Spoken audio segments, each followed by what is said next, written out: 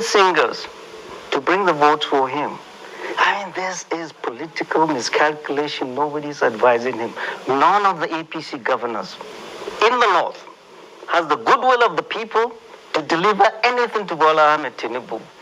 If he's given them money for that, he should get his money back. Come talk to us. We don't know him. Look, let's compare and contrast him, a Muslim from the southwest, doing the same ticket as late MKO Abiola and Kinkibe. They're totally different people. MKO Abiola invested in relationships in the north for a very long time. He knew people. Long time, since Shagari's time, 79. He invested in relationship. So also Obasanjo has invested in relationships. This guy, Bola Ahmed Tinubu, thinks it is bullion bonds that will get him to the office without talking to the people, without meeting the people. And I see the questions that were asked. I was scandalized. I mean, they're not talking to us. By us, Charles, by us, I mean we people in the north. They're just talking to themselves. And Gandhi said, whatever you do for me, without me, is against me. They don't understand us at all. Well, although I know that you don't aspire to be a member of his team, but if you were one of his campaign advisors, what would you be advising him to be doing or to do going forward? Going forward, he should talk to people. He should appear in interviews. I like appearing in places where they're hostile to me. You break that hostility. That's the only way you break that hostility. Go meet the people. Don't subcontract your campaign for presidency to surrogates, as he's doing. Does he think Nasir El-Rufai will deliver Kaduna to him? The answer is no. Does he think Masari will deliver Katsina to him? The answer is no. Does he think Ganduja will deliver Kano to him? No. Does he think Jigawa will be delivered by Badaru? No. Does he think Atiku in Kebbi can deliver Kebbi to him? The answer is no. So whatever they are telling him, he needs to wake up. He's been politically naive on the national front.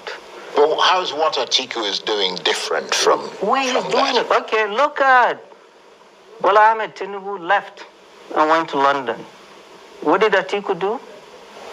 On the same day, he went to Lagos, the lion's den, to sell his wares. That is politics. Yeah, but a lot of people are saying the APC and the PDP are cut from the same cloth.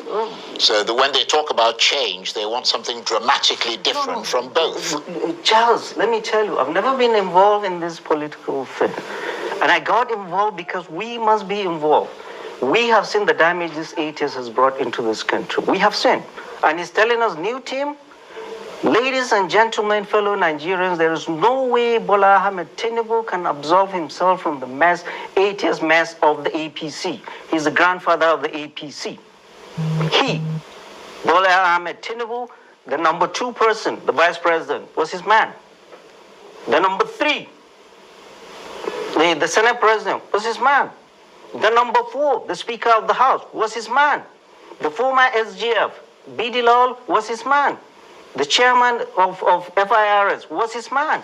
The minister that has gotten 3 ministries in his head was his man. So there's just no way Bola Ahmed Tinubu can tell us or absolve himself from the mess of the APC and tell us he's a different person. Oh, it's Lagos. There is a saying, whatever happens in Vegas stays in Vegas.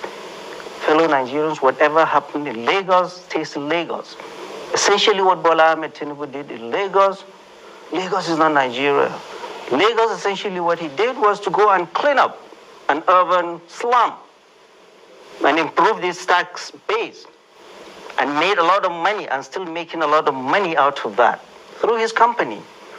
Fellow Nigerians, we do not want Bola Ahmed Tinubu to run Nigeria the way he ran Lagos. He is the absolute nobody. Nobody contests his authority. And we saw that during the primaries when the vice president, Yemi Oshibanjo, dared to contest on the podium. He refused to speak to him after that. It was there. It was the speaker that went and spoke with him and said, go and mend fences. So, fellow Nigerians, we are not going to elect the same group.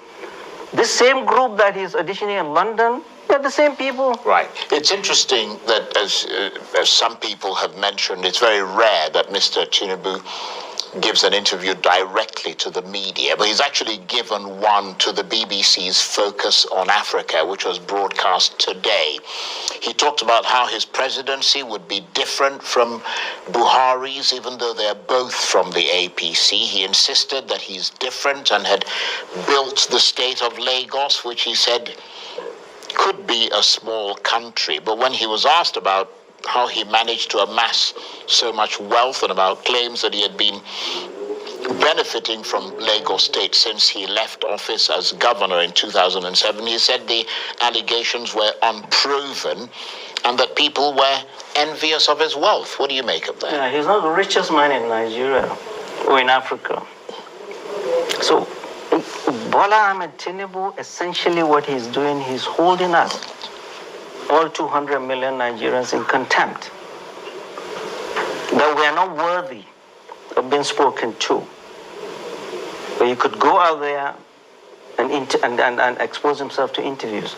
It's exactly the same thing we are seeing from the current president, not talking to us. The president is supposed to talk to people that elected him into office. So he's continuing exactly what this president is doing on steroids. He's refusing to talk to us. He's going to London. He's talking to all BBC Focus on Africa. Called me to speak to me today. I said, I'm not ready. I'm coming to speak with Charles. Prime time. That is what is important to me. Going around the world, you will come back to us. Let's see how you give you votes in Katsina or Kano or Sokoto. After they don't even know you've been to London. And another thing, I don't know if you saw if you saw the nonsense they were doing in that beer parlor, dancing. I don't know if you saw the video clip. Fellow Nigerians, we in the north, from Adama to Zamfara, we are still burying our dead. And a person who is aspiring to be a leader with his team, they are there in the beer parlor in London, dancing the booger. And we are taking that clip and showing our people. Our people, is it the kind of people we are suffering? I've just come back from Katsina, spoken with IDP, see the sufferings of our people. These are your leaders. Well, he was also asked if he had to choose, that is in that BBC interview, between the two other main candidates, Atiku Abubakar